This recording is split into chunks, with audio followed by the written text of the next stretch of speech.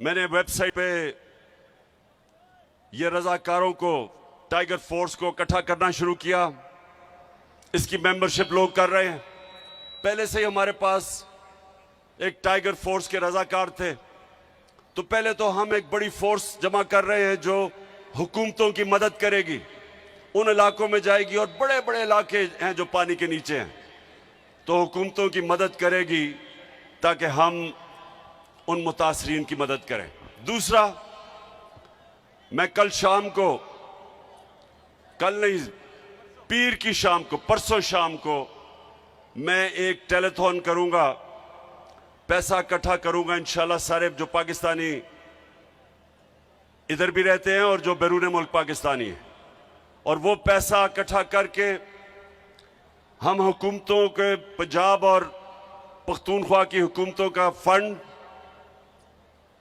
उधर पैसा इकट्ठा करेंगे और उसके ऊपर सानिया निश्तर, जिन्होंने बड़ा कामयाब प्रोग्राम किया था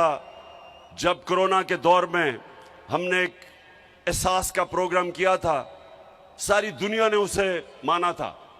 इंटरनेशनली रिकग्नाइज किया था एहसास प्रोग्राम। उसी सानिया निश्तर को हम इस फंड के ऊपर बैठाएंगे, कमेटी नीचे होगी, और जिधर जिधर भी पाकिस्तान में